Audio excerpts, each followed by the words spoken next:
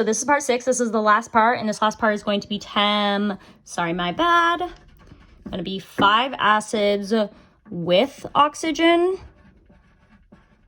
and then 5 acids with no oxygen. How you find the formulas for the acid things. So you'll have acid just means it has a hydrogen. So you always have your hydrogen, and then you'll have your polyatomic, your anion, which is usually polyatomic, and then you will find what their charges are, and then you'll rewrite it just like usual. So I'll do one of these for an example. Oh wait, one of these for an example. So if I did an example here, we'd have our hydrogen, and then let's say our polyatomic anion was NO2. So then I write out their charges. Well, NO2 is just -1, and then hydrogen is plus or minus -1. So then when we rewrite it, well, it's just gonna cancel out anyway. So it just ends up being HNO2.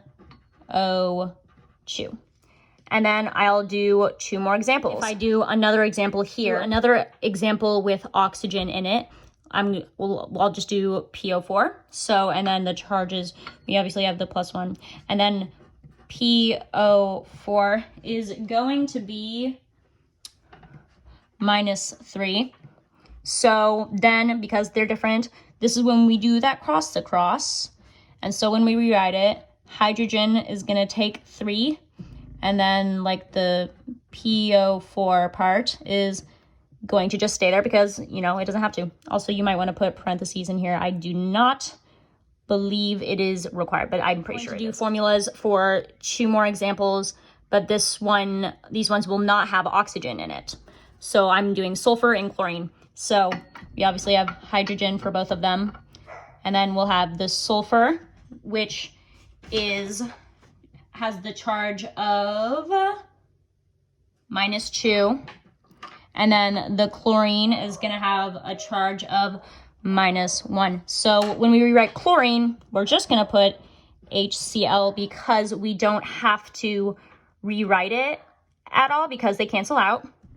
See there?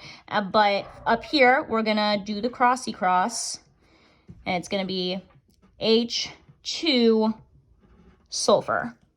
And that is how you do the formulas. Now, if I move on to naming, it does not contain oxygen. It is going to start with the hydrogen, and then, but that is not needed if it has an oxygen. And then it is going to then have the anion.